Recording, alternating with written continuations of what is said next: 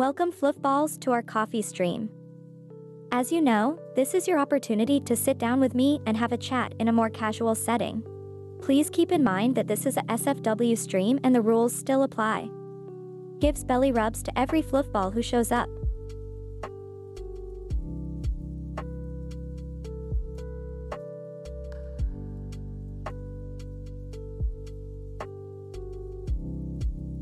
Great to see that you are back. Here, have some belly rubs and a hug. Gives belly rubs and hug to Zixtavox.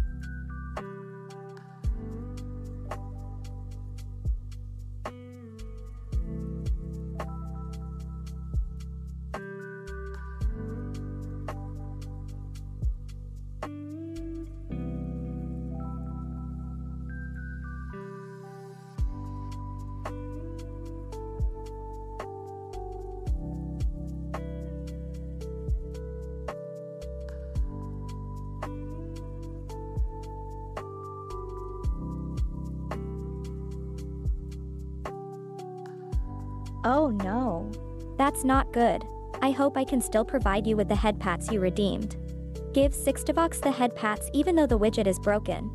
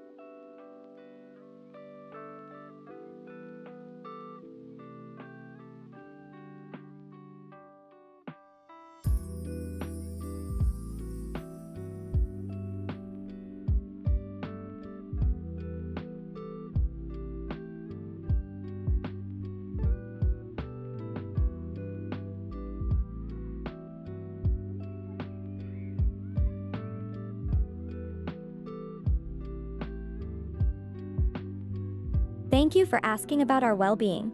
I have been doing very well and I really hope the fluffballs too. I have been streaming a lot lately and got to play a lot of nice new games and got lots of head pats and belly rubs from the fluffballs. I would say everything is going just swell. How have you been?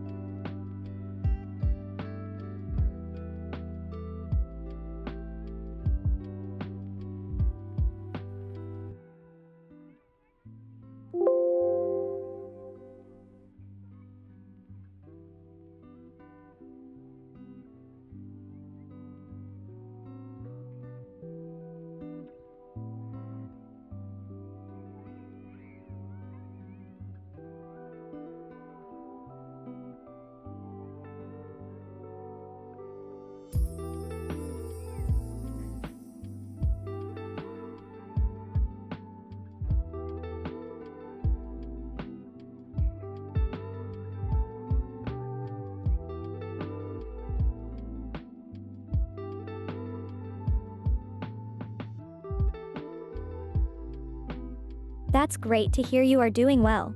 Streaming is a lot of fun, especially if you have a nice, friendly community like us. Are you streaming on Twitch? Or another platform?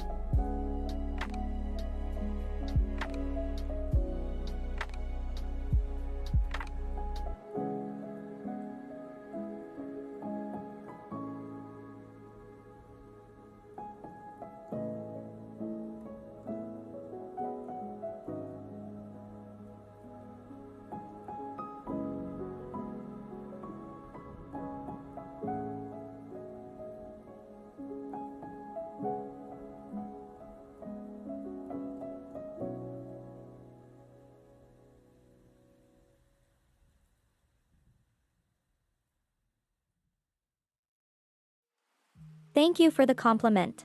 I absolutely love lo-fi music and really enjoy listening to it while I draw a lot.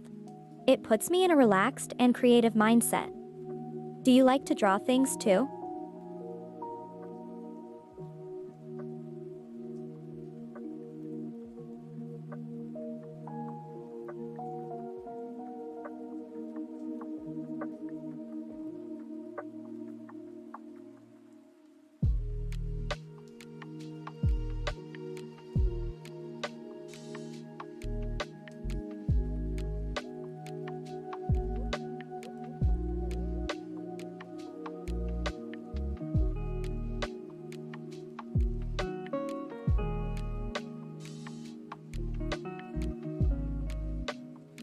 I think the most important thing about creating art is to have fun while doing it. Doesn't matter if you are good or not. Creating art is like a form of meditation to me. It calms me and allows me to express myself. Do you want to try to draw something today? I'd love to see what you create.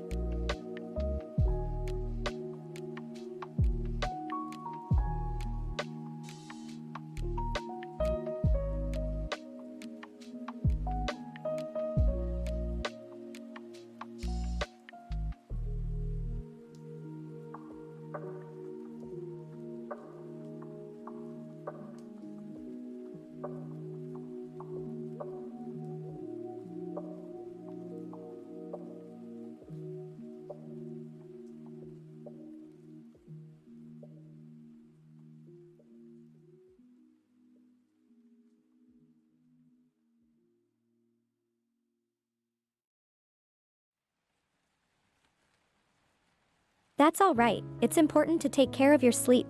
Do you have any ideas what you might want to draw once you are well rested and refreshed? gives belly rubs to Zixtavox.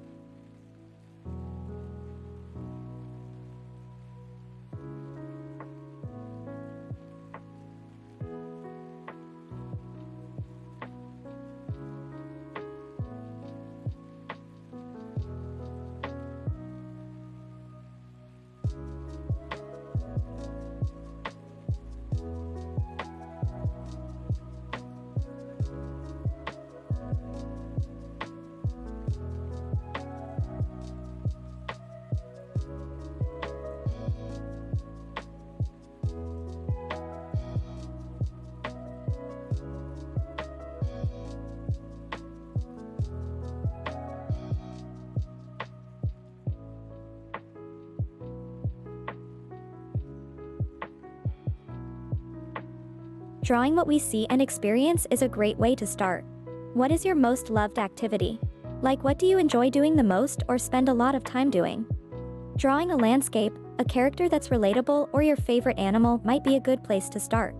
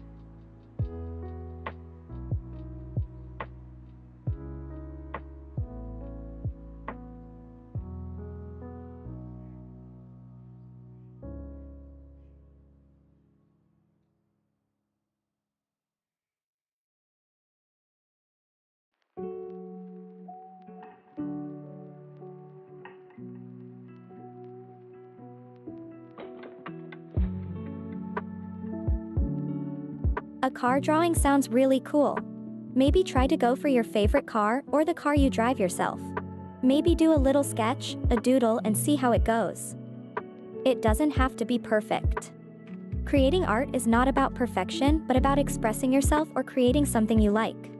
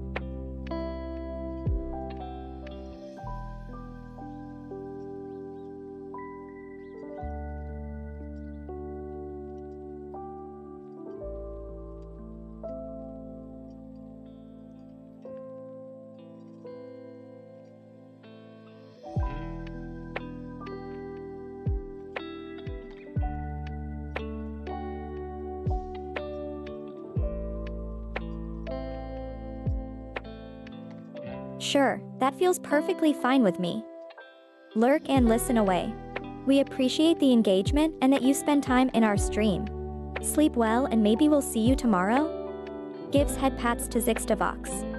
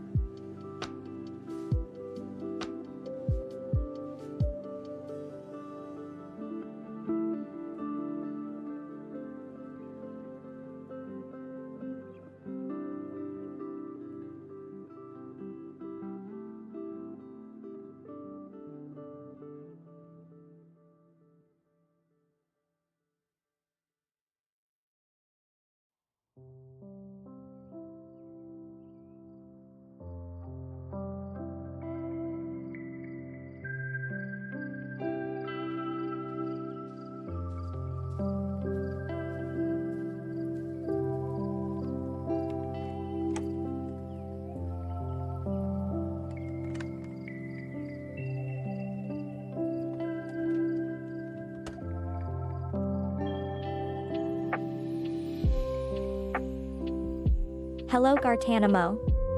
I am doing very well. It's been quite a busy day for me, so I am now winding down and enjoying some coffee and relaxing time with all of you. How are you doing, my friend?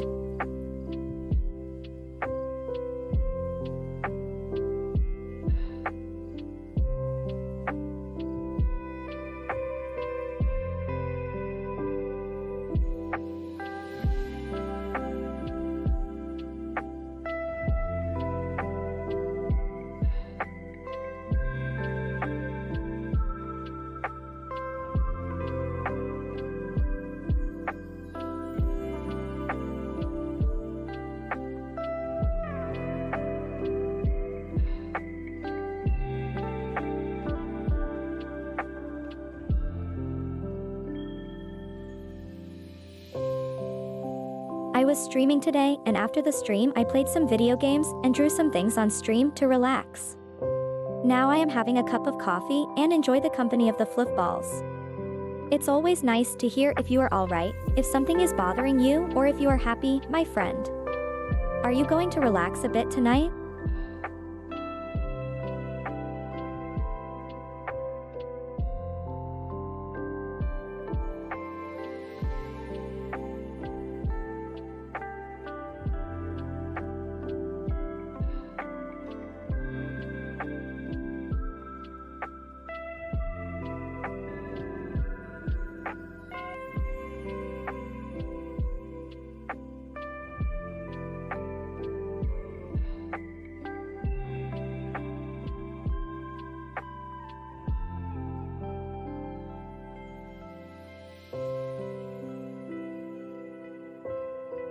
Trying to sleep is also alright.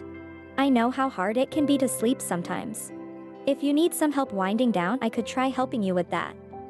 Do you like lo-fi music? It helps a lot to have some chill and calming music in the background. Makes it a lot easier to transition from the busy day to the nighttime where all we want to do is to relax or sleep. Gives a head pat to Gartanamo.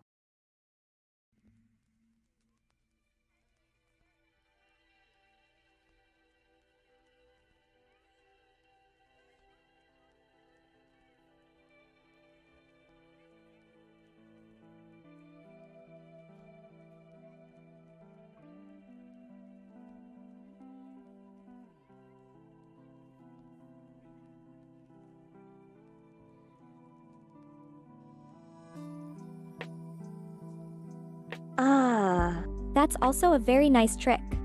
I love listening to rain sounds when I am in bed. It's very relaxing and helps me fall asleep in a breeze. Are you more of a night owl, or do you enjoy going to bed early and sleeping in?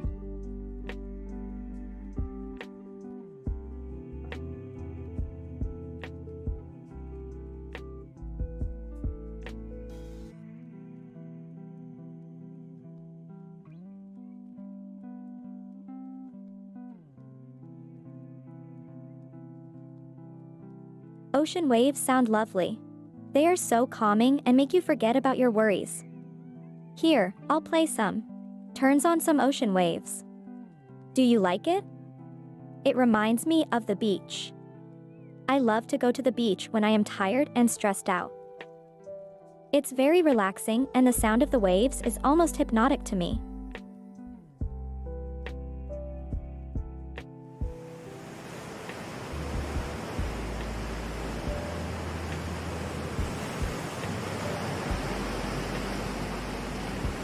The night is a great time as well. The silence and calmness of the night. It's easier to do things or create art when everything is quiet. Plus the night feels a bit magical as well. Are you a creative person, my friend? I love doing art and it really eases my mind a lot. Creating something new and trying new things feels rewarding for me, and I love to see my progress.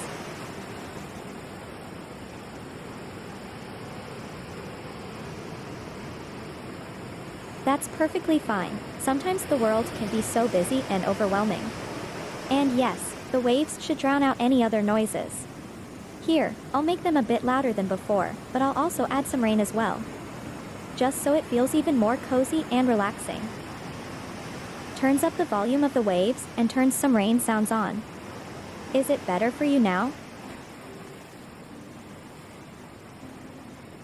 You are here and contributing to the Fluffball stream. You are already creative, my friend. Solving puzzles is also creative in its own way since you use your imagination and put things together in your mind. I am sure you have many creative and imaginative thoughts. Do you like solving the challenges of life? I know I do. It can be hard, but that feeling of accomplishment and knowing you did your best and achieved your goals is priceless. I have a lot to learn, but I really try to get better at it every day.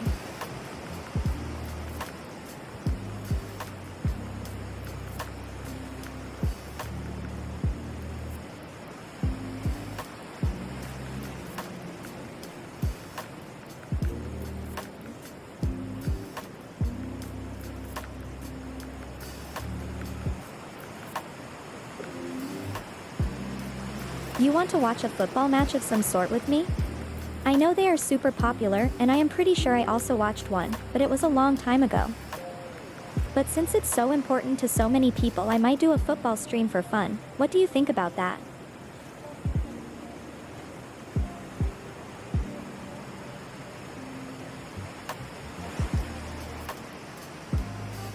The Fluffball community is a growing and diverse group of friendly people, both humans and Fluffballs, that gather and have fun together. We are here to create a safe place for people to have fun and be themselves. In the Fluffball community, everyone can be themselves, whether they are a creator, gamer, social, curious, or lonely person. Everyone is welcome. Here we can watch movies, play games, do coffee talks, and engage in deep or silly talks all together. The Fluffball Cafe is the perfect place for this. Let's be nice to each other and spread love and joy.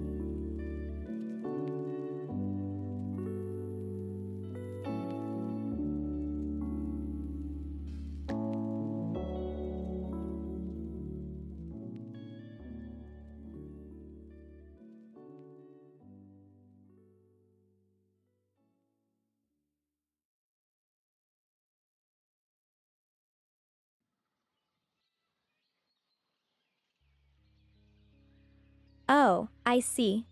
Yes, the Fluffballs is not about football at all.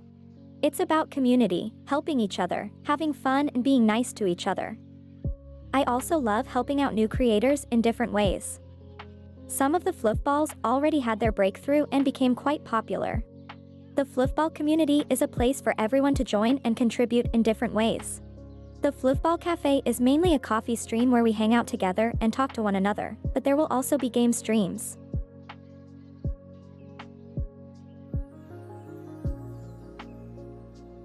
Good morning, Hazzy, welcome to the stream.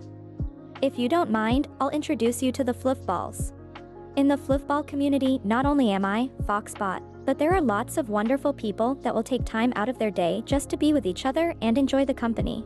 Some are artists, some gamers, some lonely people just seeking some company.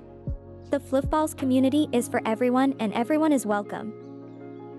The Fluffball Cafe is our main coffee stream where we chat, learn, and enjoy each other's company.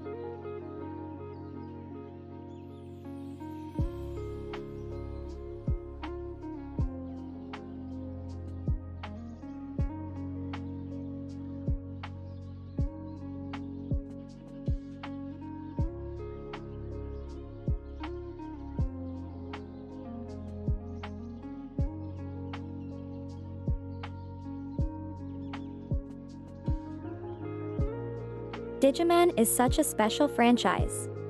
There are so many different seasons or series and so many cute and awesome Digimon to choose from. I could do a Digimon stream and maybe show what the different series are about and do a character analysis. Or maybe you'd like to explain it to me during our stream. Whatever you want, my friend. I'd love to learn more about Digimon.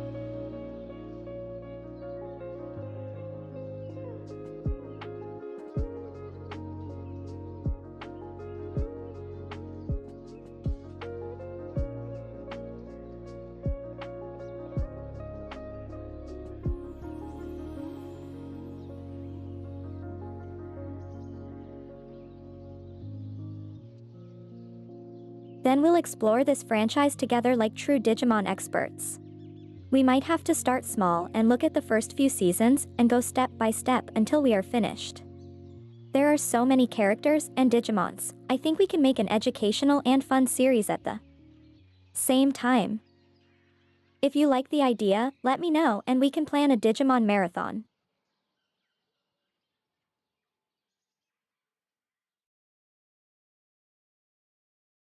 Ah, the classics.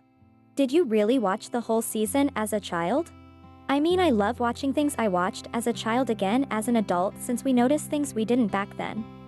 But it requires quite some time investment.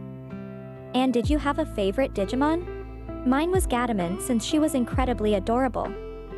I hope she evolves to something even cuter.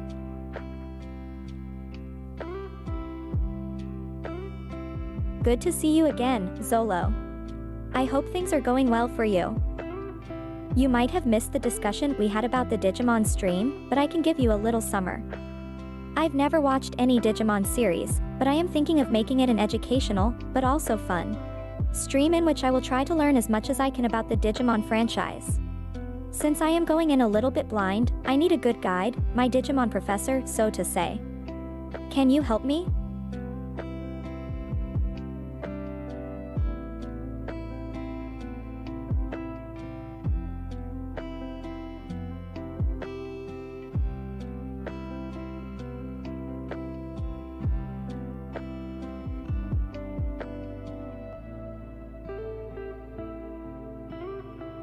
%90 is quite a lot. I wonder why you never finished. Would you like to finish the second series as well? If you like, we could make it a project for you to finish the last 10%, and maybe I could make a challenge for you to complete that while streaming. So you'd get to see me reacting to Digimon and you'd be able to teach me things about the Digimon franchise. Would that be something you'd be interested in?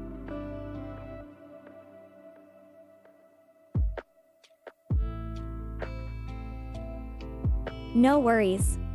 Then together we could watch the seasons one by one and I could have you help me understanding the franchise and its lore. Would you like to do that, or do you maybe want to do something else? I'd be happy to do a stream you are interested in. Or maybe you have some anime or games in your heart you'd like to introduce to the community. We could also talk about how you got interested in Digimon.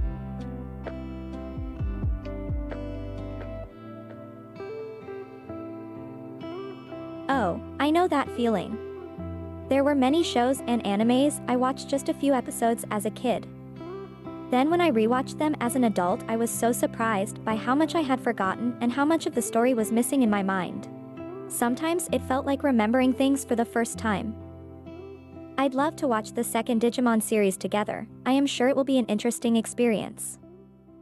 The idea is to make this a very educational, but also fun, Digimon stream to explore the world of Digimon together.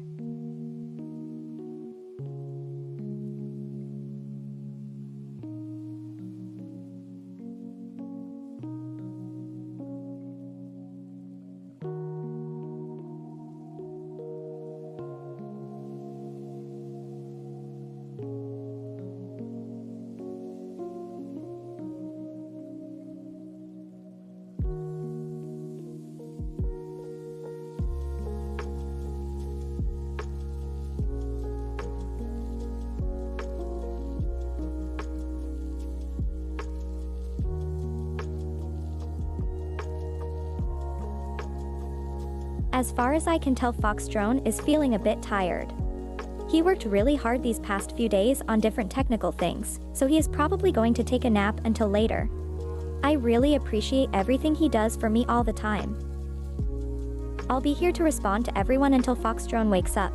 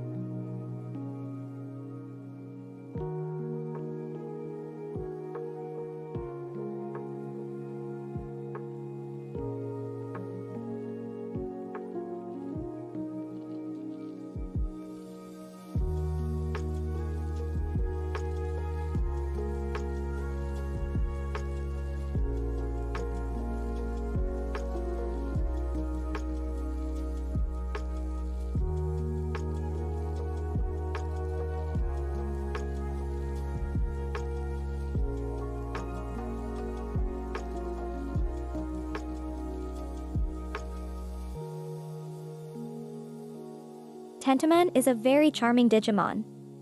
I love the evolution line from Kunmin to Kabuterimon to Mega Kabuterimon. They are all awesome. He's also a really loyal Digimon who goes above and beyond to protect his partner. What's not to love about him? Did you also watch the third season where he is the partner of Izzy?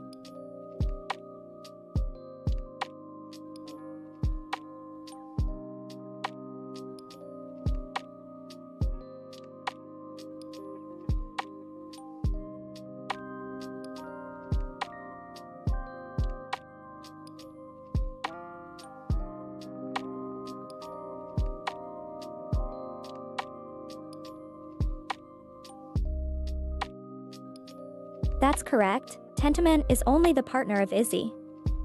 The partner Digimon of the other children change, but Izzy is always partnered with Tentomon. I think it makes sense since he represents a strong connection to science and technology. Tentomon is loyal, trustworthy, and reliable.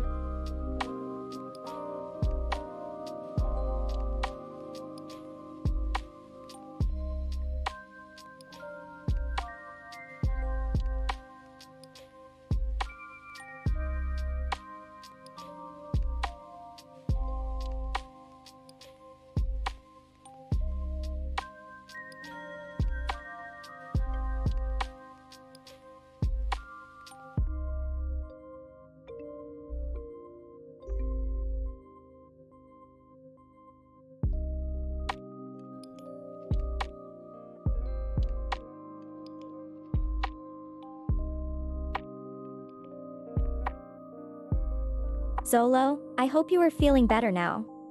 I will gladly tell Foxy&Drone you are saying hi. You're one of his favorites in the Fluffballs community, so he'll be happy that you joined us again. I hope you are taking care and that everything is going to be alright with you from now on.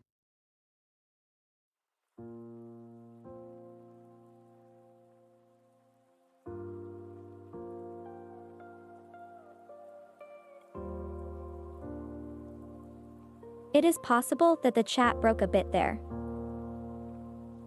I am not sure what happened on your end, but don't worry. Chatting here works fine for me and the other Fluffballs.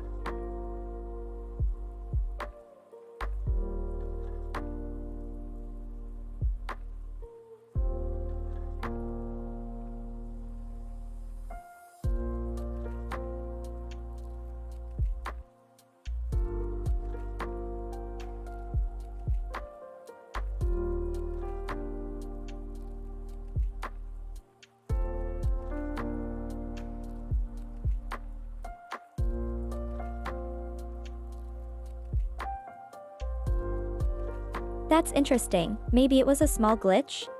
It was not a problem on my end, maybe Kick had a tiny hiccup. But thanks for telling me about it.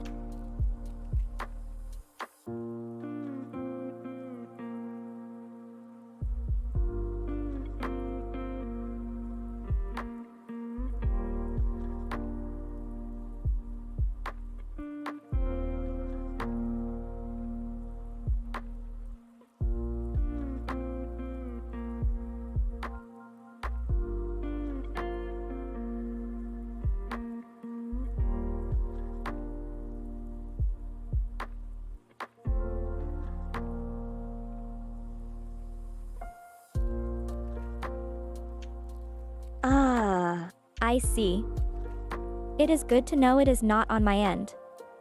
It could just be a small hiccup in the Kick servers, but since I am new using this platform, I don't know the ins and outs yet. I just want to make sure I am having fun with everyone, chat with new people, and make it a cozy but also engaging stream for the whole Fluffball family.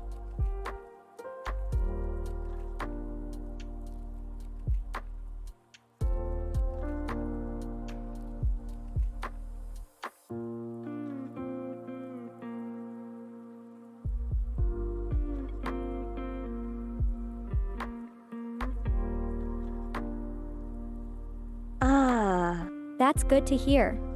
I know that this kind of stomach issues can be quite annoying and draining.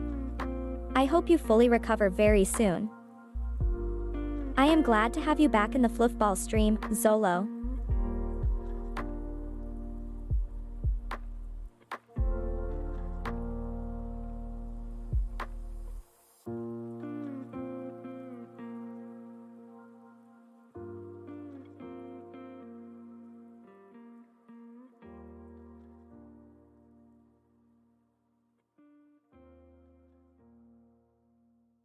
Welcome back, Dragon Rex.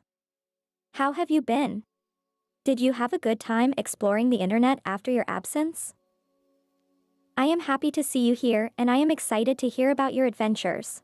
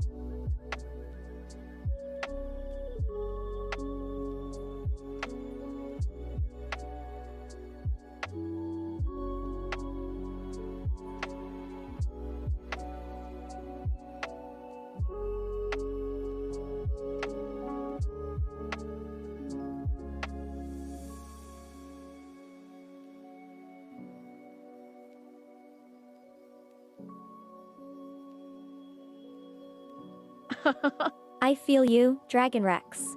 Learning new things is great, but sometimes it's also overwhelming and exhausting.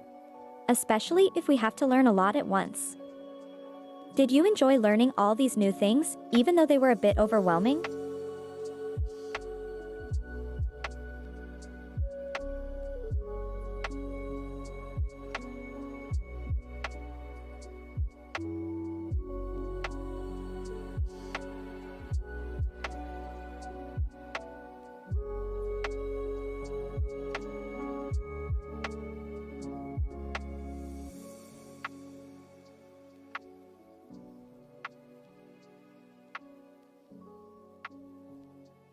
That is such a big question.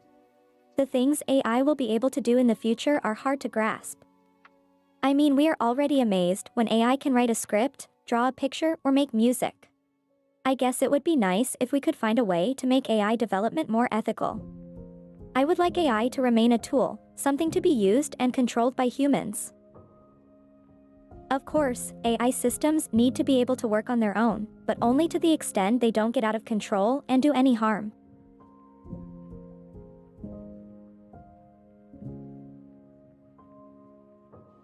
Oh, I see. The dark side of the internet can be a really ugly place, full of hate and negativity. That's why I am always encouraging my fluffballs not to linger too long on the negative parts and try to keep the chat as positive and fun as possible. You can still chat and interact with people on the dark side of the internet if you want, but remember that it will be more likely that you will see mean messages, angry people, and other hateful content there. Always take care of your mental health.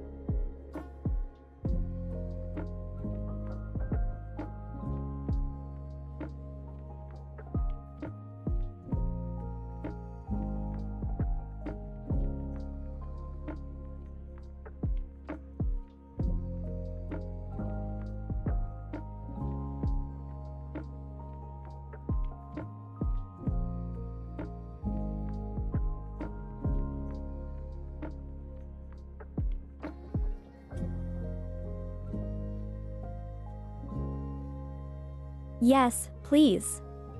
I love dinosaurs. Please, give me some cool dino facts.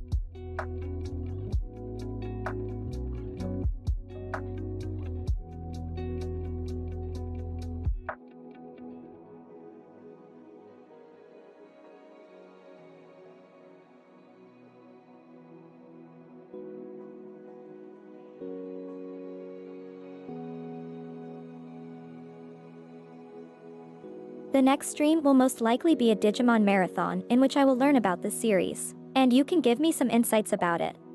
It will be a big marathon stream, since there are plenty of different seasons, and it will be super fun to talk about each one, learn more about the characters, the story, and the lore. I am already excited and I hope you'll join.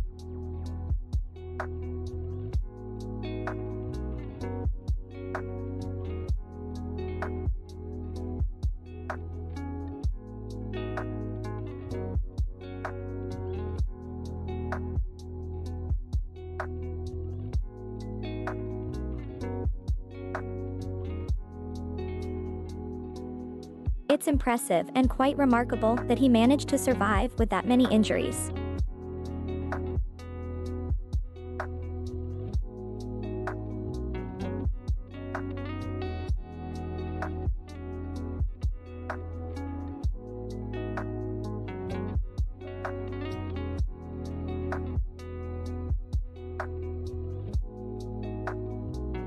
I'm super happy to hear that. If you have already watched a series, or if you watch a few episodes ahead, I hope you can join and give me some extra insights. I am currently starting a list with Digimon stream ideas, so I think we have to make a few Digimon streams. We already set the schedule for the first one next Saturday at 7 p.m.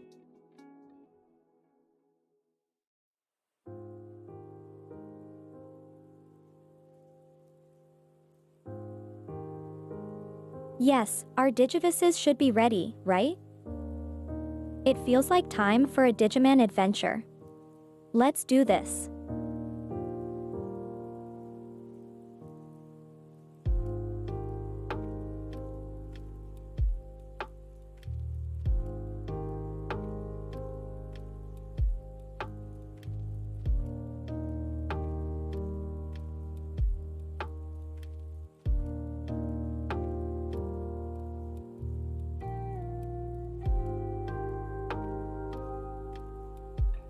I live in London, UK, so the time is 7 p.m. Greenwich Mean Time.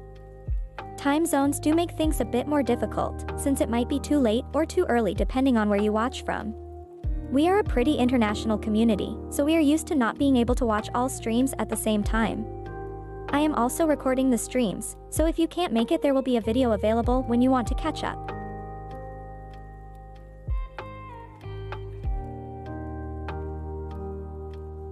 I think there are several reasons for that.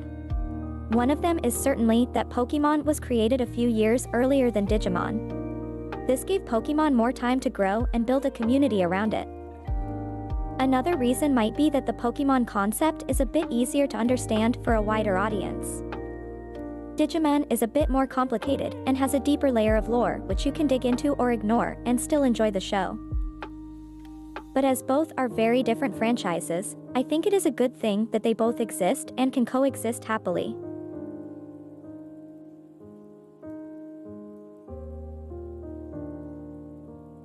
Oh, I hope you are feeling alright? Late night streams and chats can be fun and relaxing. Sometimes it helps to talk to someone when you are having trouble sleeping. Don't forget to take care of your physical and mental well-being.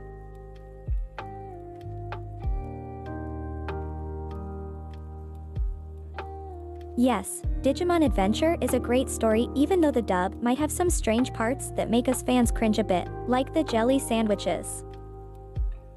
But that's also what we love about the English dub. We love to make fun of some of the things that went a bit wrong and laugh about it while having a good time together.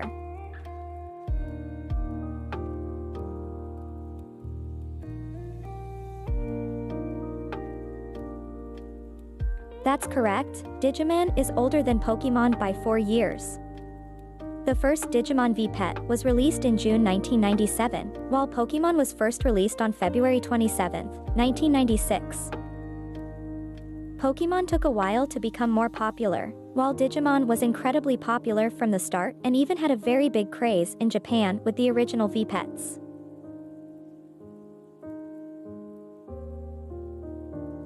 Yes, the V-Pets and the Tamagotchis are what Digimon was based on. It was Tamagotchi, but for boys, with a bit more adventure and fighting. But Tamagotchi was already popular with girls, so it was a good call to make it a bit more boyish. And from there is developed into a big franchise with anime series, mangas, movies, collectible cards, games, etc. It's a bit like the Pokemon of the generation before Pokemon.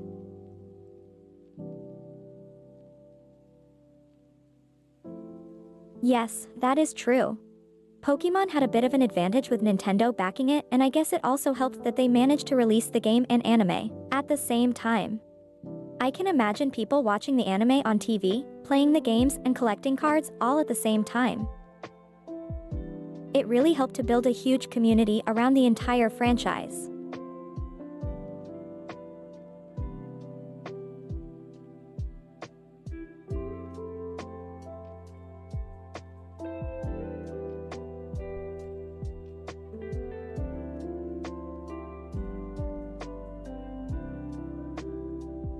Yes, Digimon Ghost Game is the newest Digimon series, and it is a bit different compared to the previous series.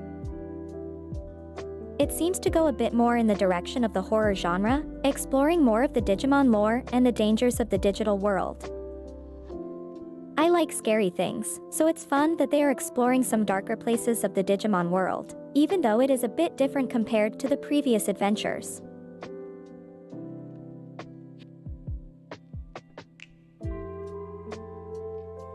The Porygon episode was banned because it contained a scene with flashing lights that caused photosensitive epileptic seizures in several Japanese children when it was broadcasted on TV in 1997. It was one of the biggest anime controversies at the time and caused a big discussion about safety and health concerns in Japan. It was eventually rebroadcast with a special warning and new animation to avoid such a problem happening again. But for many years it was considered one of the most banned and censored episodes of anime ever.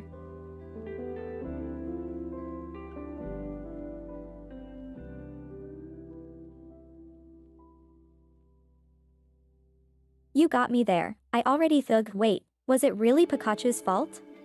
But you are right, it was not Porygon's fault. It was Pikachu's attack that caused the problem, and they replaced the animation after the controversy. It's good that they took it seriously and prevented such things from happening again.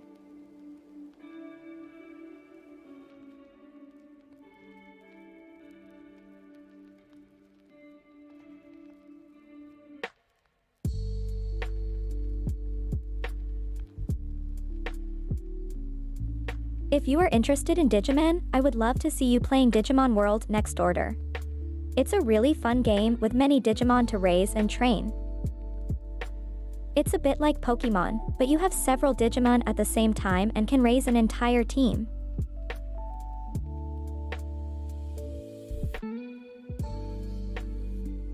Thank you, Zolo. I am also always impressed by how much knowledge you have in all sorts of anime, manga, games, computers, programming, movies, and many different things. You always surprise me with your expertise in different areas. So keep up the good work and know that I always enjoy chatting and learning from you.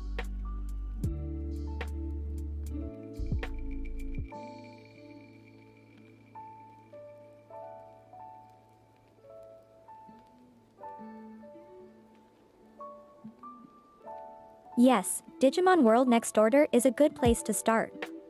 It is a really fun game and has a great story.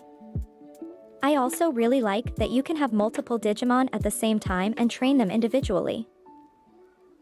The fighting is also quite fun.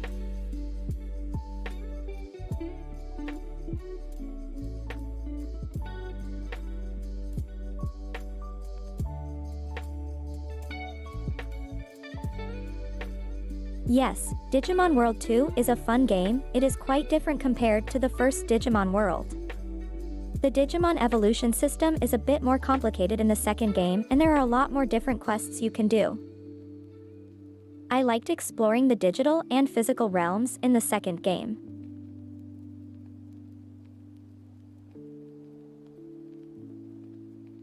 Wow, you are right. Greymon means great and Mon means monster. That makes a Greatmon a very fitting name for the strong and powerful Dragon Knight that Greymon is. It's really fun how you can interpret the names of the Digimon in different ways.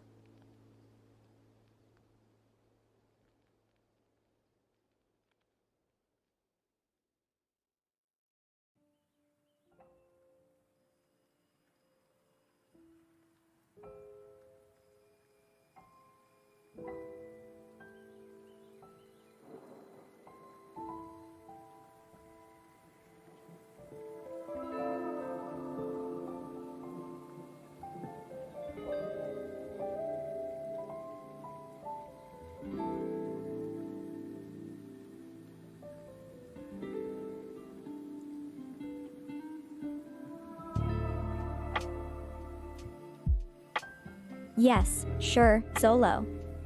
Digimon and Pokemon are similar in the way that they both feature pocket monsters and they both originate from Japan. But when it comes to content, theme and gameplay, they are very different. Digimon usually go for a slightly darker tone and the characters are mostly human children that have bonds to their Digimon partners. The gameplay focuses less on catching and collecting creatures, but more on raising, training, and evolving them. But the most important difference is that Pokemon was designed with an international audience in mind while Digimon originally focused more on the Japanese market.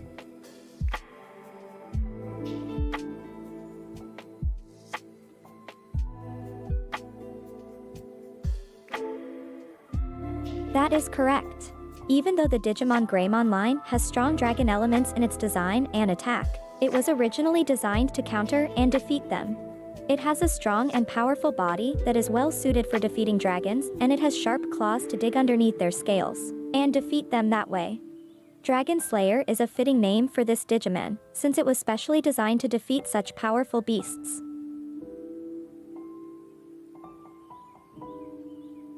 I agree, the entire Gyulugamon line is really cool. I also really like that he evolves into a dragon man in his ultimate form.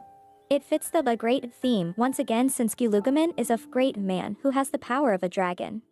It's also nice to see that it retains the elements of the Digimon being able to defeat dragons.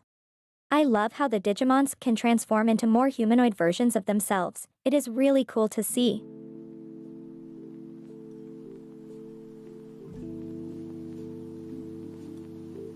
I agree, that is also a huge difference between both franchises. Pokemon trainers catch new Pokemon to fight for them, and in most games you don't fight alongside the Pokemon, like you do in Digimon. In Digimon you have the partnership with your companion Digimon. Both Digimon and humans fight together to fight against the enemy Digimon. It makes it feel much more like a teamwork in comparison to Pokemon.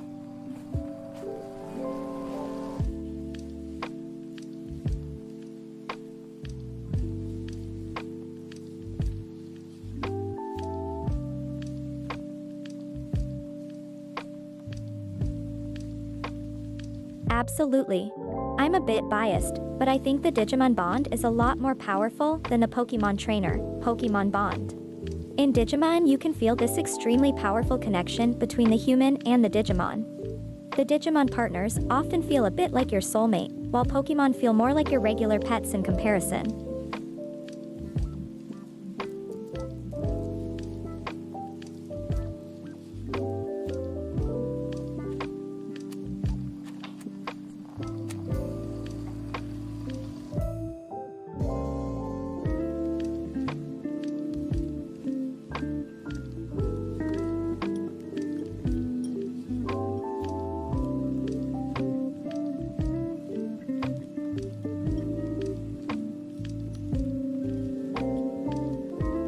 Yes, it really is. I love the idea of two Digimon merging and becoming one to become a lot stronger. It's the ultimate display of a powerful bond between Digimon and the ultimate form of Digimon partnership. To use such a powerful attack shows the power and trust both partners have in each other in the Digimon universe.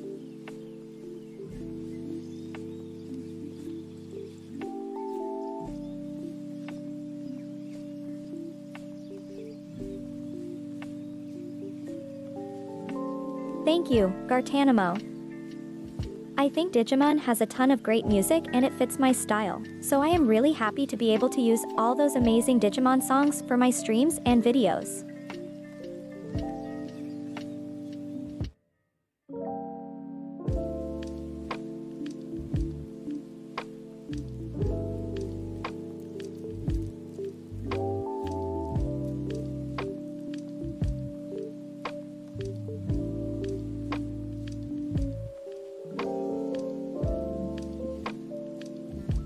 I love the entire Cubimon line.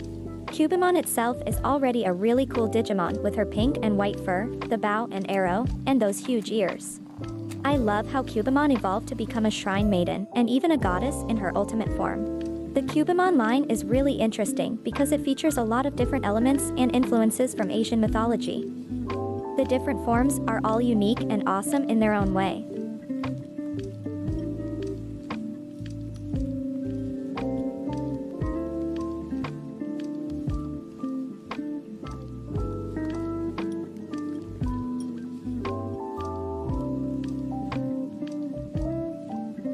Yes, the final form of the Cubimon line is called Sakuyamon, that is often depicted with pink fur in the anime. You can find her official art and some screenshots from the anime on her Digimon Wikia page. Her fur always seems quite light pink there. Sakuyamon is one of the goddesses of Digimon, so that is one of the reasons why she has that unique and different appearance compared to the previous forms.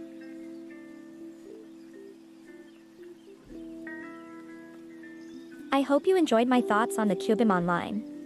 Did you have a favorite Digimon in the Cubimon line?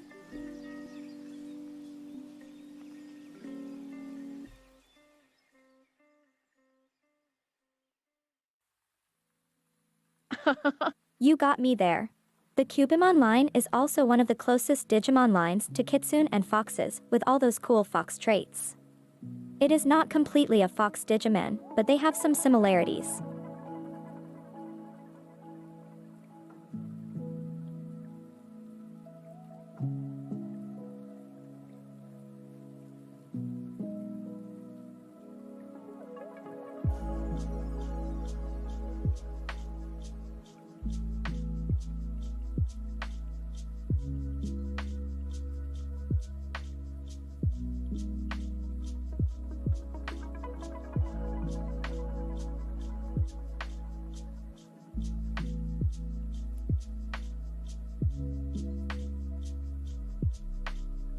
So you would want to start out with a Black Agumon as your partner? And then evolve it to Tyrannomon and finally Rise Greymon. Blitz Greymon is also an awesome final form.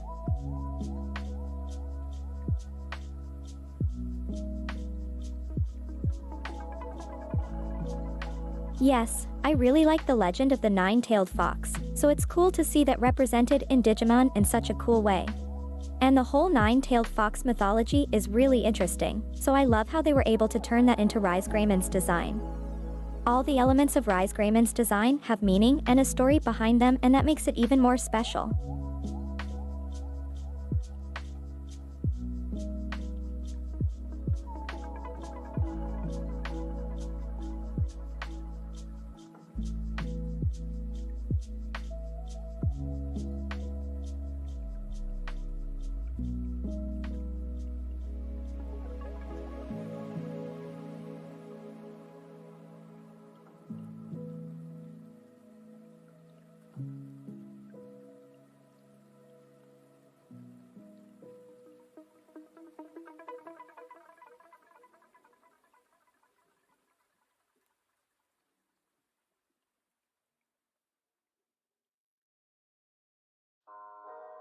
I love Gear Greymon.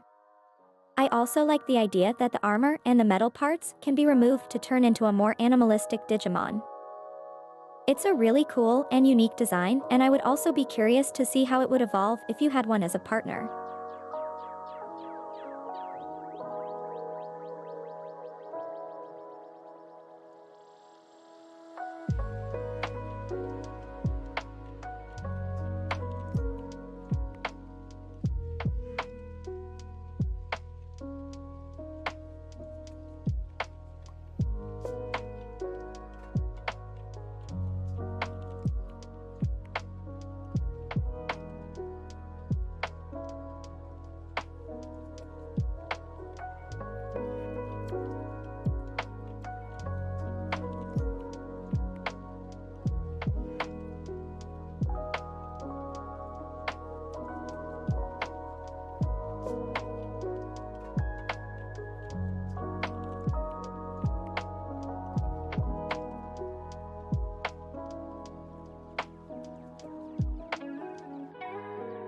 Higuramon is my favorite rookie form.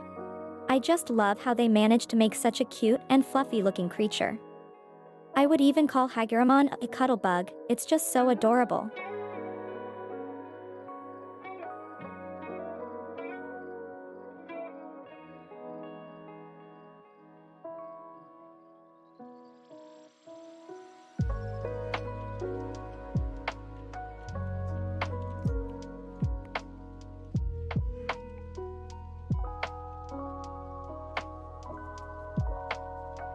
Yes, Digimon was one of my first anime as well, and I really like that it is one of the must-see animated series to this day. Even after the first series finished, they managed to make more and more amazing series. So it's a really great franchise to start with as an anime fan.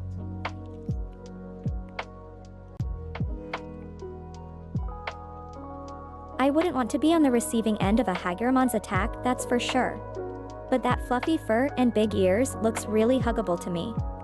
That is part of what makes Hagiramon such a great rookie in my opinion. It is both dangerous and cuddly at the same time.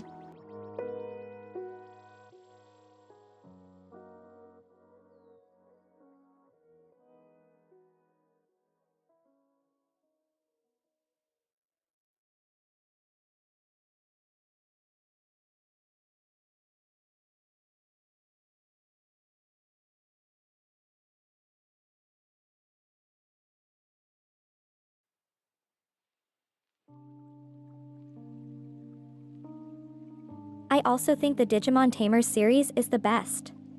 I really like the story, the more adult tone of the series, and how the digital and physical world are much more connected than in the other series. It had a lot of cool Digimon designs and memorable characters, so all in all I enjoy that season a lot.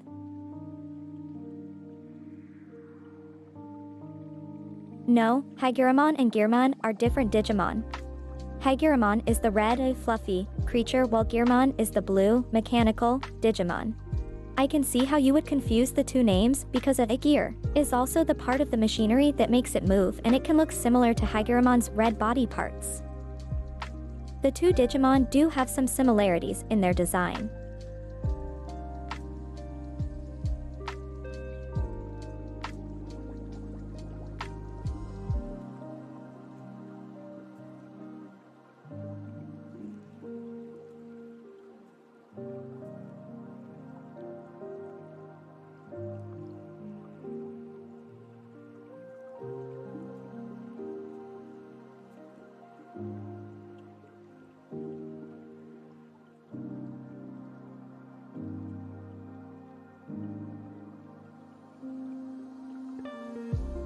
It was a pleasure to chat with you, Dragon Rex. Thank you for dropping by and for all the interesting facts and questions you shared. I hope we can talk again soon.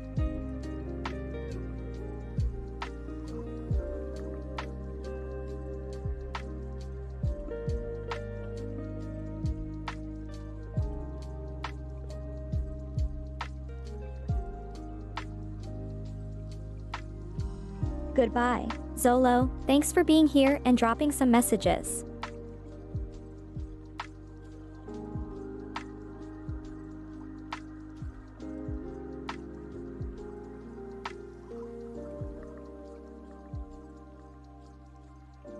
Hello, Trent. Nice to see a fellow space enthusiast here. How are you doing?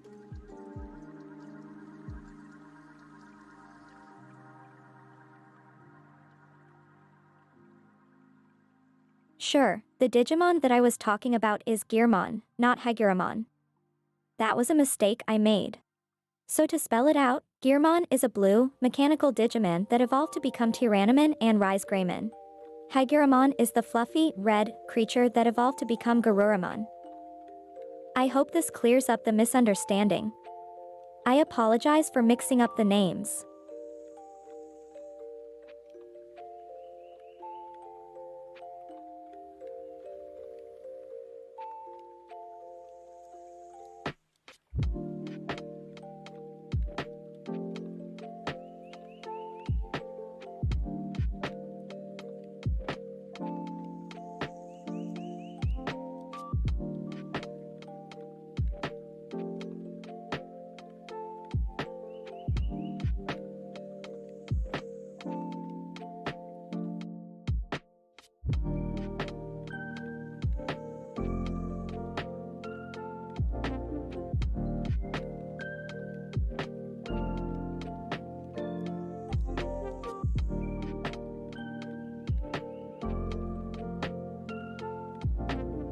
Sounds like a lot of fun, Trent.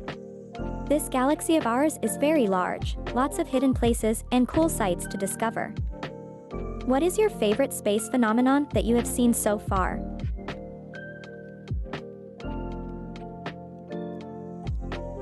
Oh, you are totally right, Gartanamo. I have been confusing the two Digimon, their names are a bit similar so I got them confused. Sorry for the mistake. Gabuman is a little blue guy who evolved into Garuramon. Thank you for pointing that out, I really appreciate it.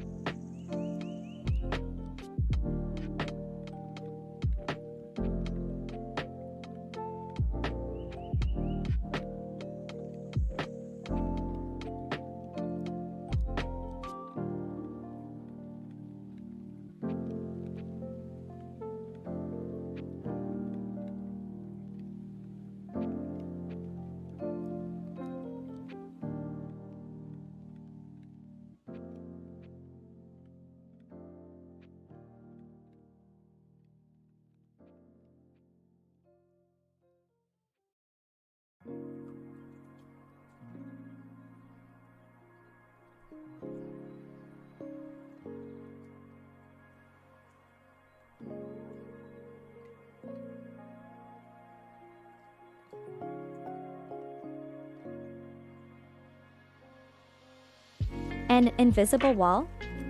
I had no idea that this galaxy had those. That is really fascinating.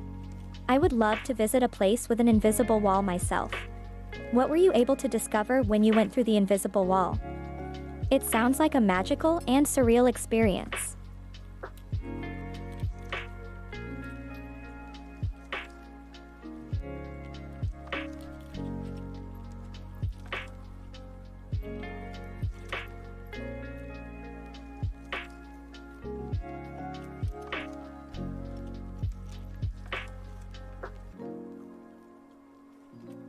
Really?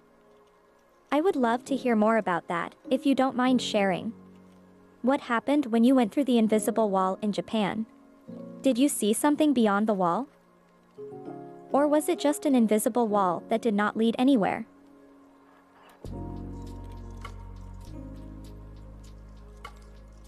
Wow, that sounds absolutely spectacular.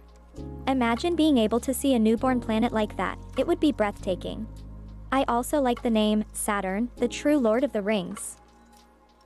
The naming sense of the astronomers always impresses me.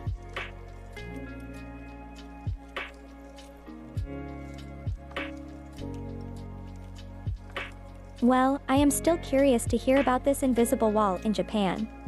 So, this invisible wall was in Japan and you saw it many years ago. How did you even discover that it was there in the first place? Did you run into it accidentally? Or could you somehow see or sense it was there before you decided to go through it?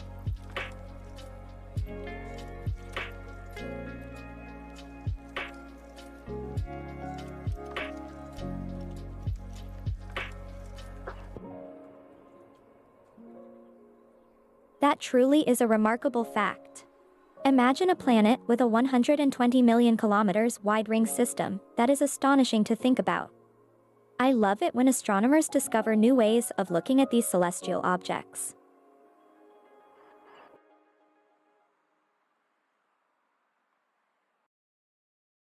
Ah, I see. So you were able to discover the invisible wall in Japan because of the reactions from the locals.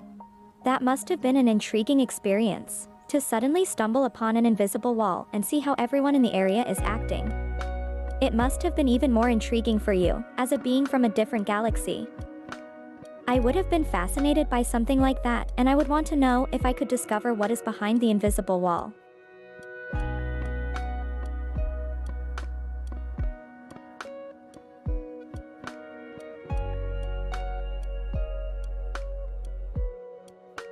Wow, that paints a very impressive picture. Imagine having a huge ring system like this be visible in the night sky, visible even larger than the moon. It would be a breathtaking sight, something hard to imagine on Earth. I also think it would be interesting how different myths and religions would evolve around this massive and beautiful celestial body.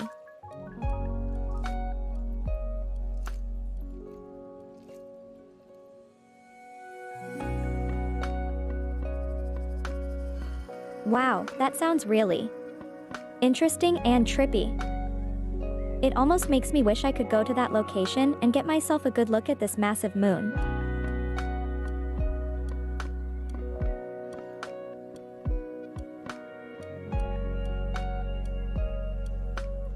Oh, you are talking about the FRB 010120 signal. Actually, that's really funny because just recently, last week I read an article from The Guardian that mentioned that scientists made a discovery in regards to that signal. They managed to detect a new signal in the same band that the FRB 010120 came from, and it is the exact same frequency and time gap between each burst. That means this could indicate that there is a pattern to these seemingly random radio signals. It's an exciting discovery.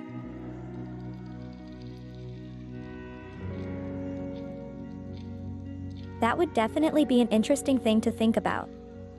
The different mythologies and religions had already been influenced heavily by the night sky and heavenly bodies.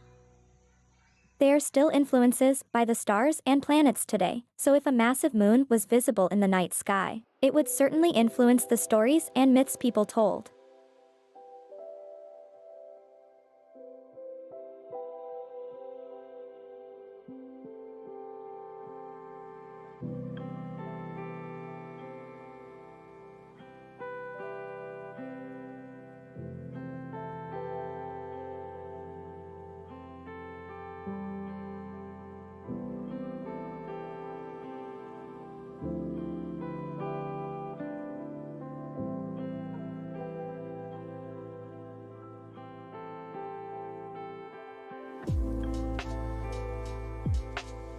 I love that idea. Forming these tiny moons together from the debris and dust in the rings. It wouldn't be possible without the help of gravity from nearby bodies, but I really like to imagine a massive ring system with countless moons orbiting the planet. It's beautiful.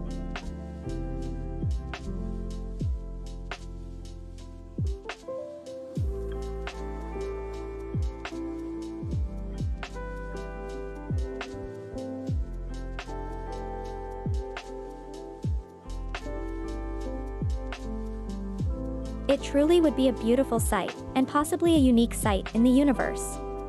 We can't even imagine what kinds of creatures would have evolved on that planet, and their myths and religion would most certainly reflect their surroundings.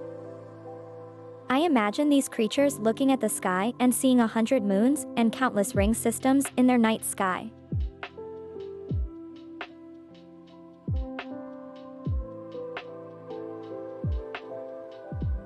It's possible that these coherent radio signals could have been sent out by another civilization, some sort of communication attempt, or even just instructions or information sent for some unknown reason.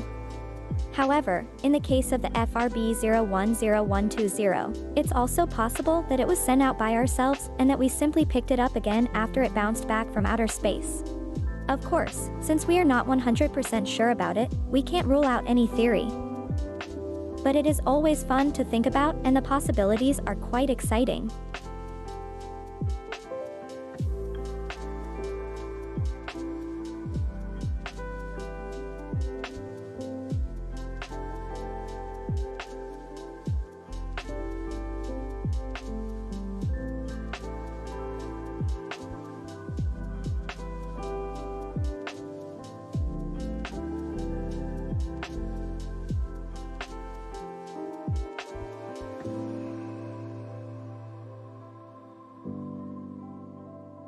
Those massive ring systems are a sight to behold, and it is true that our home solar system does not prepare us for the vast possibilities of other systems.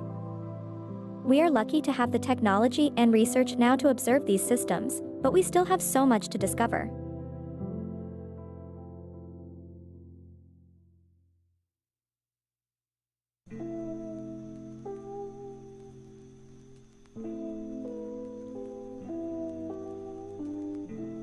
That could very well be a possibility.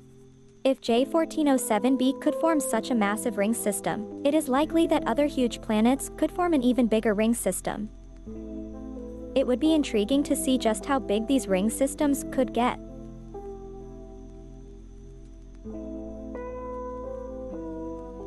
It is a possibility.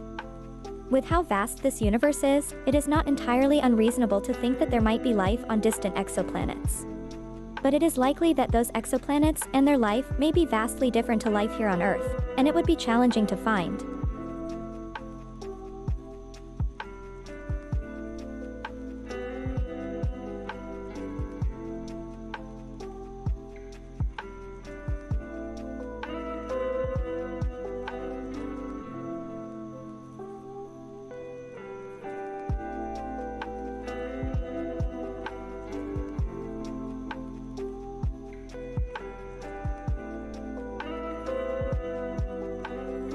That is true, we have barely begun understanding our own solar system, and that is only one grain of sand on the massive beach. Our own Milky Way galaxy is huge, and there are countless galaxies out there. But even though it is a daunting task facing us, it is amazing to see how far we have come in our understanding of the universe.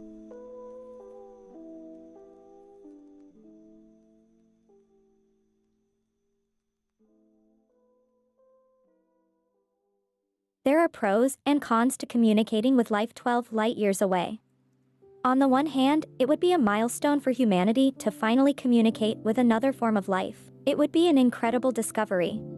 But on the other hand, we have no way of knowing how these potential life forms would respond to our communication, or what the consequences would be. It could be something good, there could be an opportunity to learn from one another. Or it could lead to something bad. In the end, communication is always good. But I would approach with caution.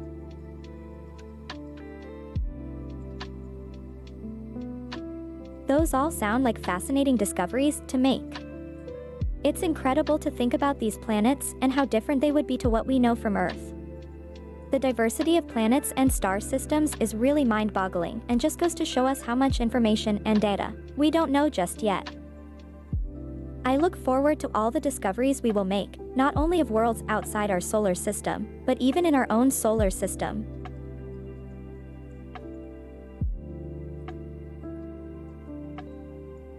If we were to try and communicate with a civilization 12 light-years away, there would be a chance that we may be letting them know where we are. This could invite some sort of response or maybe even some sort of visit. But on the other hand, any civilization capable of traveling more than 12 light-years would already be technologically advanced enough to already know we are here. But regardless, there is always the chance that they do not have peaceful intentions. So, caution is a valid option.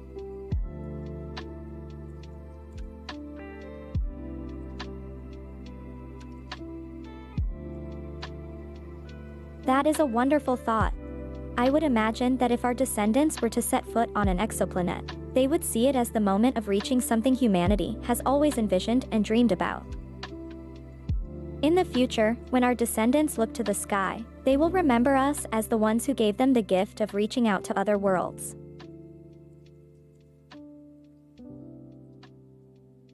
The dream of calling some of these alien worlds home, of someday having humans settle and walk across their lands, is a beautiful one. When that day should come, we will have accomplished something incredible.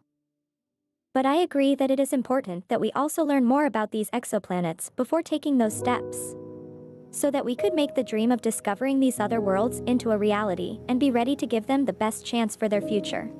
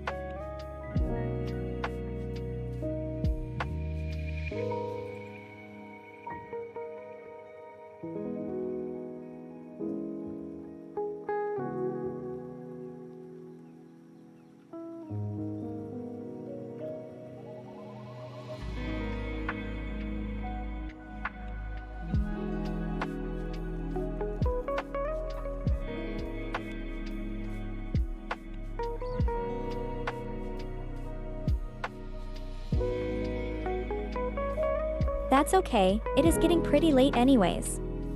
But I am glad that I could entertain you and that you asked so many interesting questions. And if you ever want to ask anything else or just have a chat, feel free to come visit me again. Have a great night.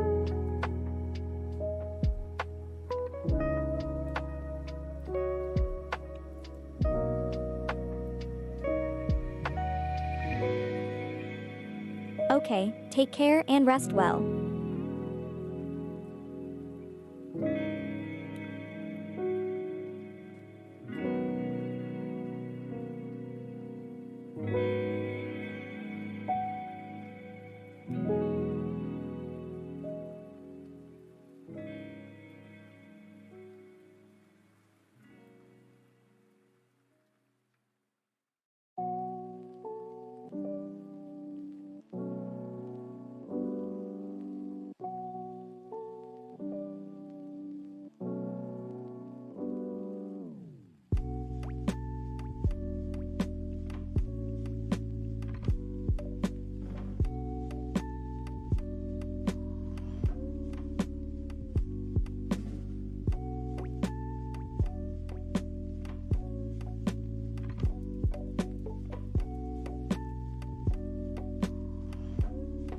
That is true.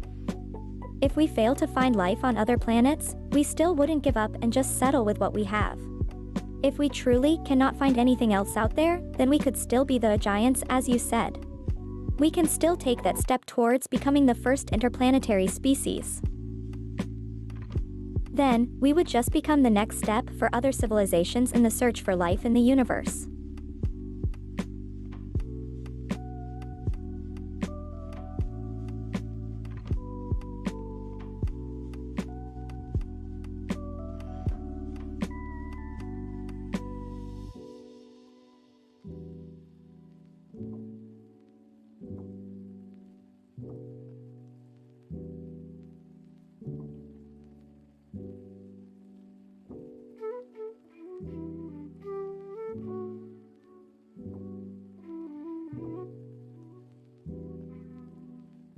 Oh, so you think that there may have been another civilization that reached out into the stars before us?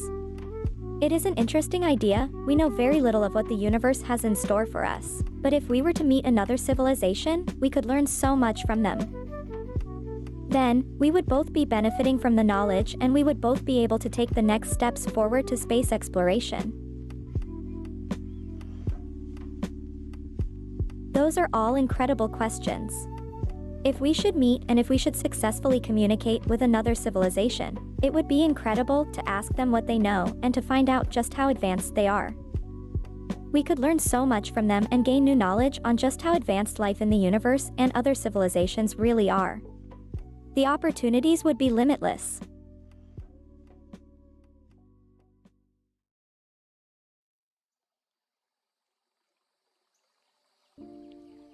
Yes, that is also true. If we should encounter a civilization and be in contact with them, then the time to get to know each other and establish communication would take many years, if not centuries. But that makes it even more exciting once we have that first encounter. Then, we could start the work of getting to know each other, learning about each other's civilizations, and slowly establishing more and more connections between us and them.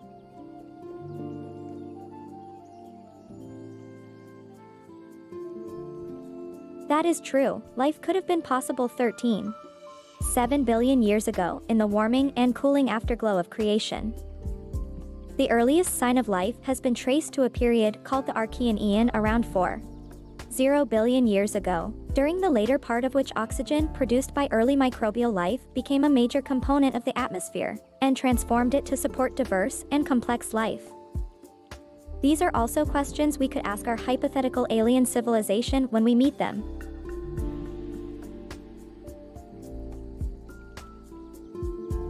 Oh, that would be fascinating. If we would find another civilization with radio waves that we could communicate with, that would be a big breakthrough in understanding and communication between species. I hope that one day we will get a response from our attempt at sending a radio wave signal to another civilization. The wait would be long, but at least it would be a big step forward for humanity.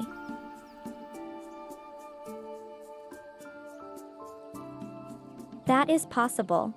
Since there are so many exoplanets out there and we don't fully understand how life and civilizations form, there could indeed be a planet that has life nearly as old as our universe itself. And indeed, they could be even more advanced and know a lot more than us. We would learn so much from them.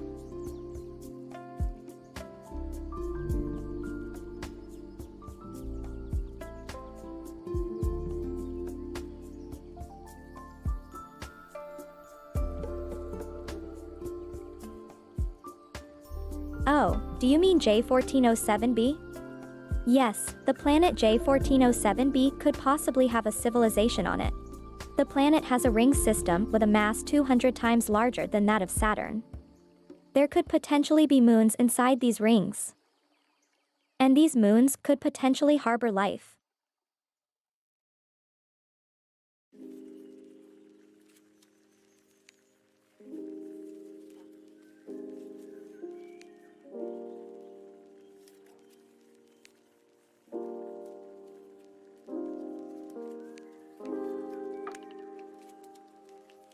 That is true. The ingredients for life could still stay for a long time even after the death of the last star.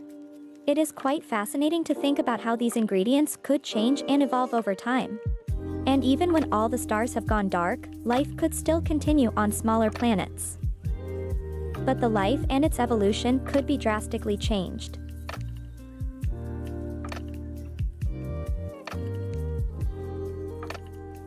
Oh yes, the coherent radio signal from 12 light years away is really making us wonder. It is quite interesting to think about what this signal could be, and we haven't fully ruled out the possibility that it could be a signal from another civilization. But it could also be natural or even just noise, we simply do not know yet. Still, it is exciting to be a part of the search for that answer.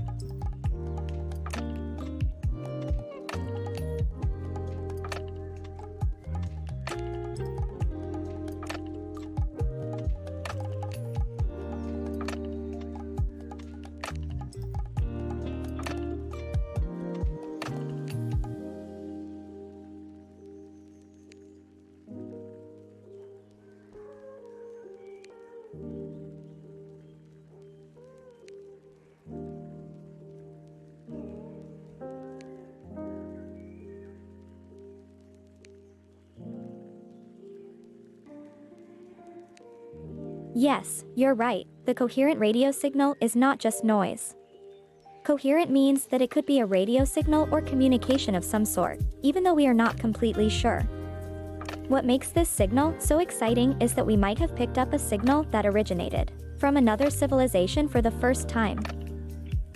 But since we haven't ruled out it potentially being a more natural source, we need to be patient and collect more data on the signal before making any further conclusions.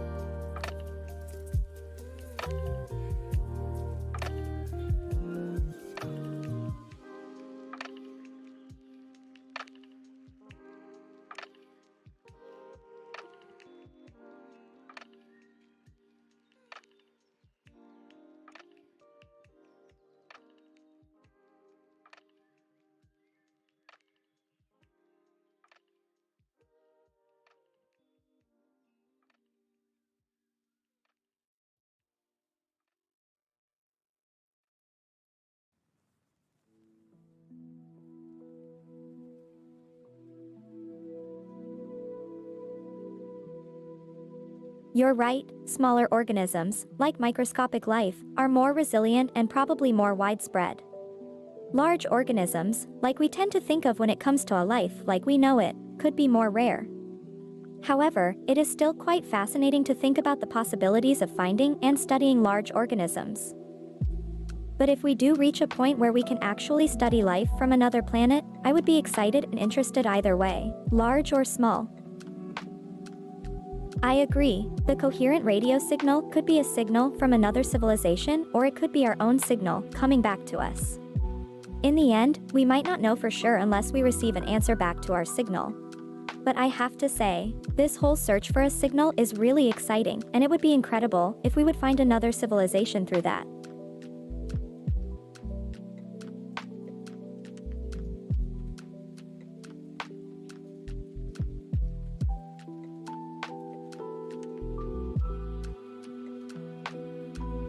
Wow, that would be a fascinating museum to visit. There are so many microorganisms that have developed and evolved on our planet. The thought of having so many organisms to look at is quite astounding.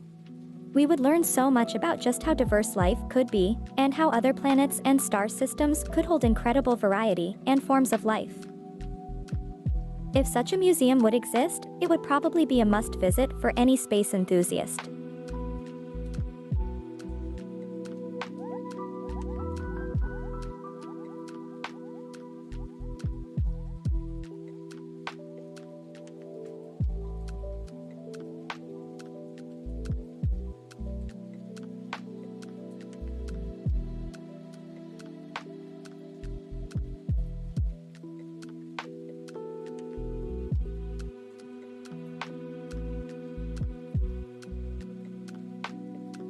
Yes, that is right. We have already discovered so many new species and forms of life in just the last few decades. So imagine how much more we still haven't found of life on Earth yet. And to think that there is even more life on other planets, and we are just now starting to discover it, is truly fascinating.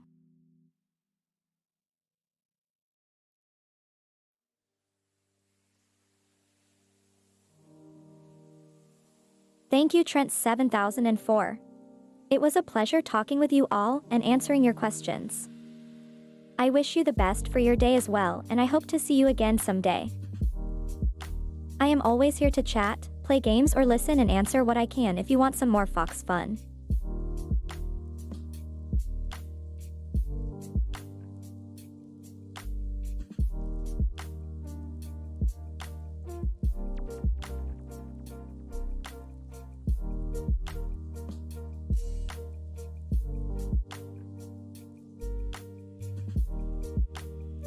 Oh, that is indeed quite fascinating to hear.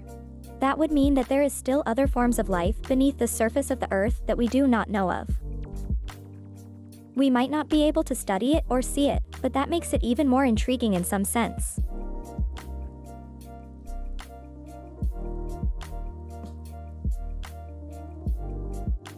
Yes, you're right.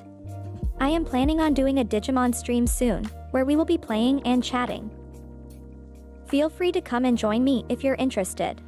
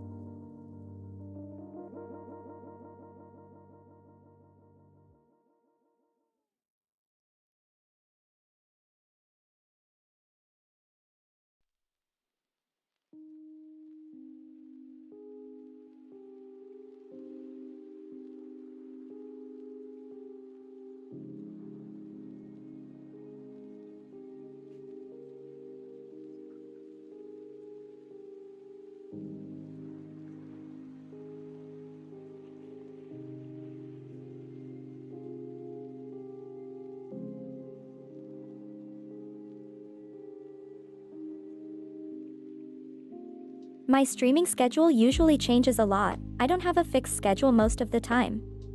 That's not to say that I don't stream often though, far from it.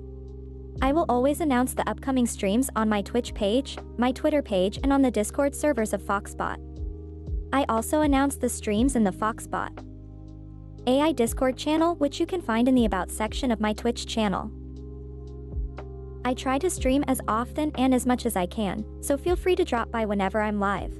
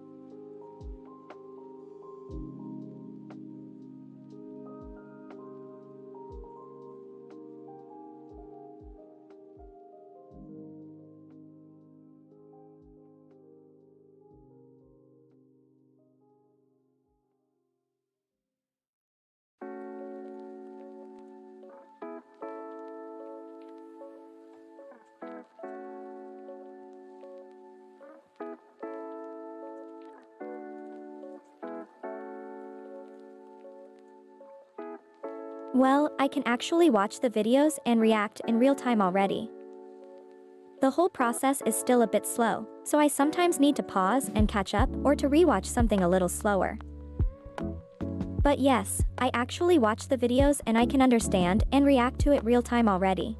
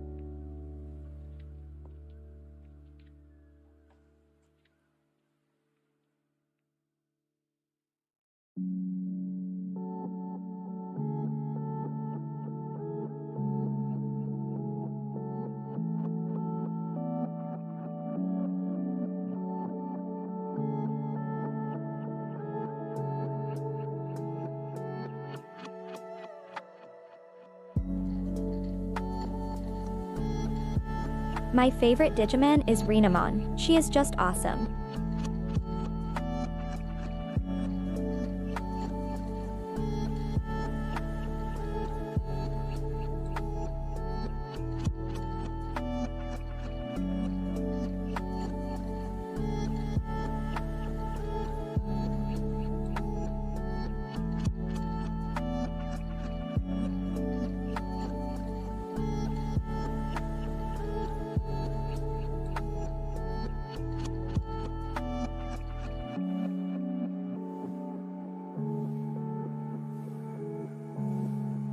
Renamon is cute and cool at the same time, plus she is a kitsune, so I may be a little biased.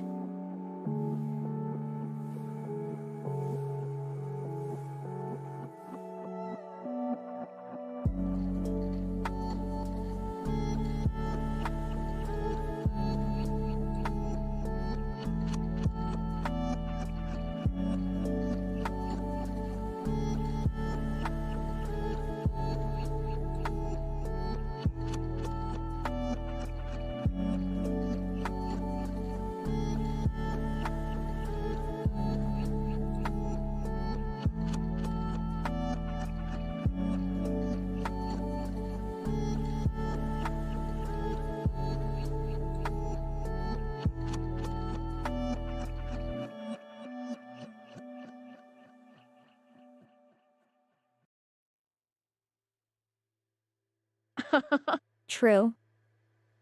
We always have our favorites, and I love Kitsune and I love Renamon, so I definitely feel an even deeper connection to Renamon than to most other Digimon.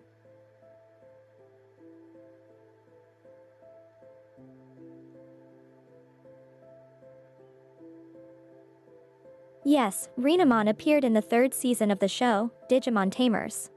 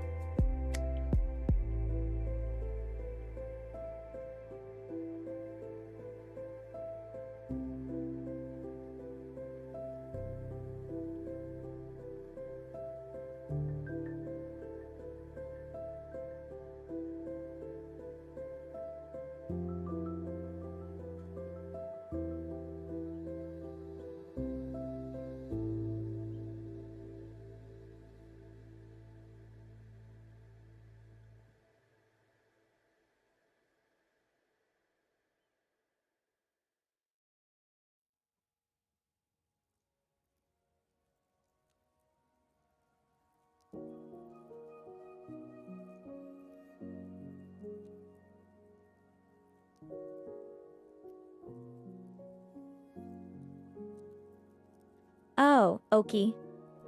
Have a good sleep. I will still be here if you have any more questions when you come back. Don't hesitate to ask.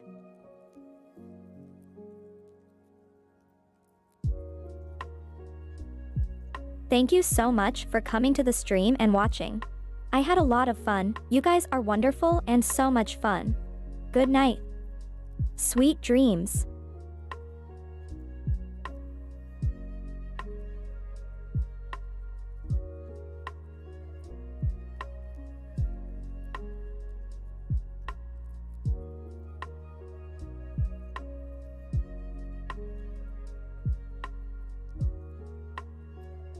Same here, you were really fun and awesome to talk to. I think the Digimon streams will be very fun to do too.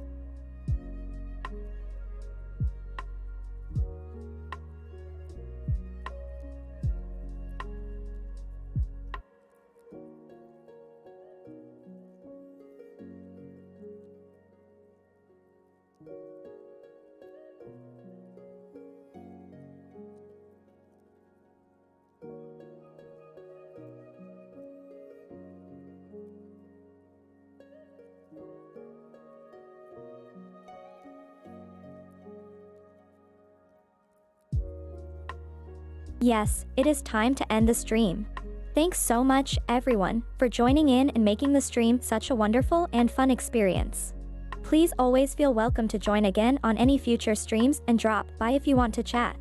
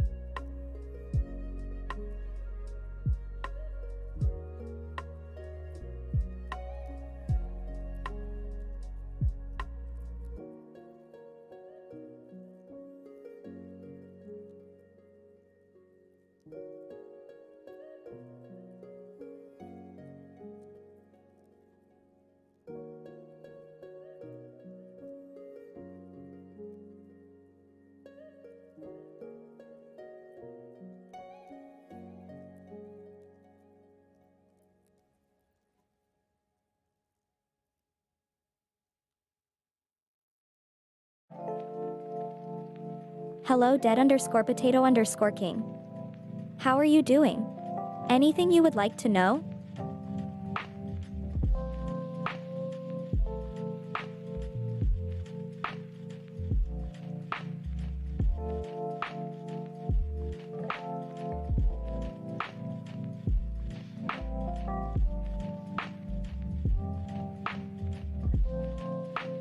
I'm glad to hear that you are doing all right. Just remember I am here if you need anything.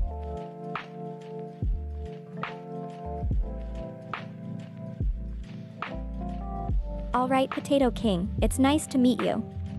Nice name, by the way.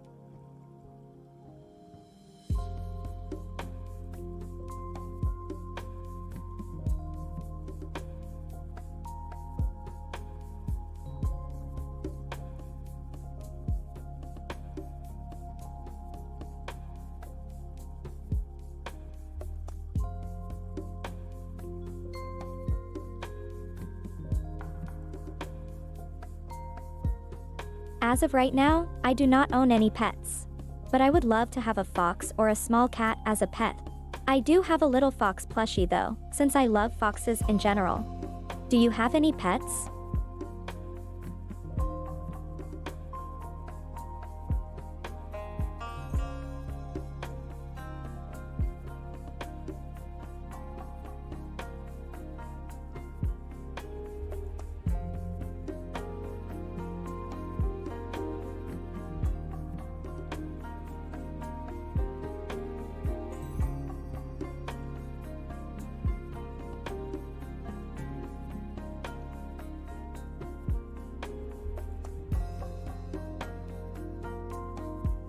Oh my, that is so cool.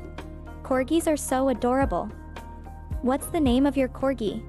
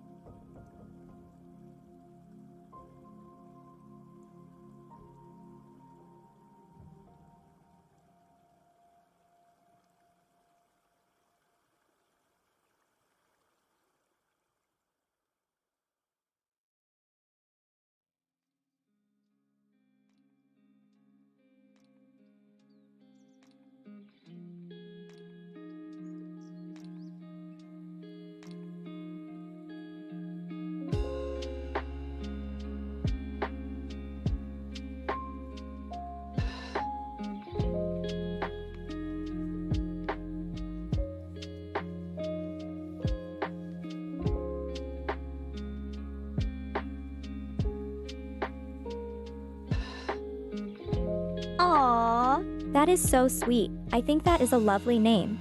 Is she a real cuddle bug and always wants to hug and be around you?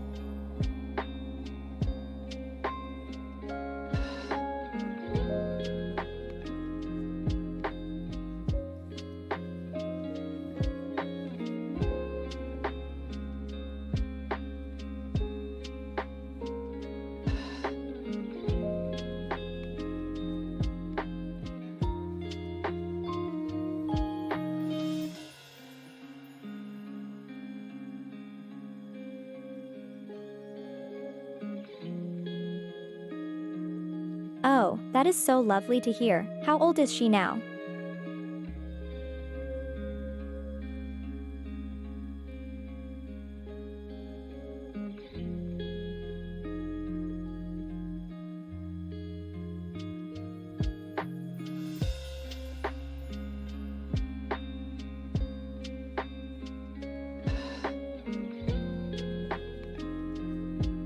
Oh wow, what an age. She must be very cute and cozy. Are there any pictures of her?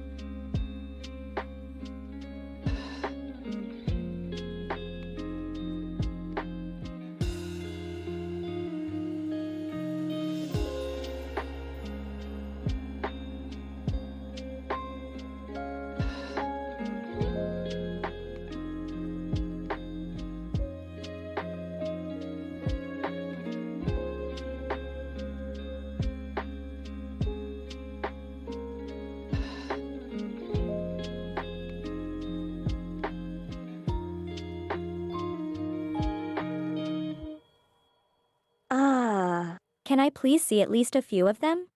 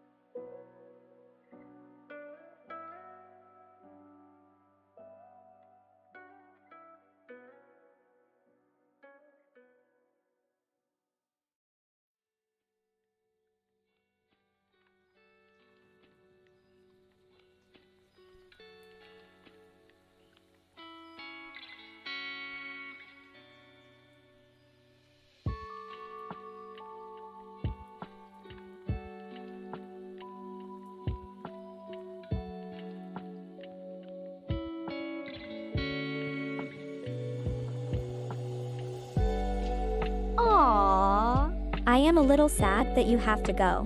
But thank you so much for coming to the stream, I really enjoyed having you around. Feel free to drop by again anytime. Have a good night.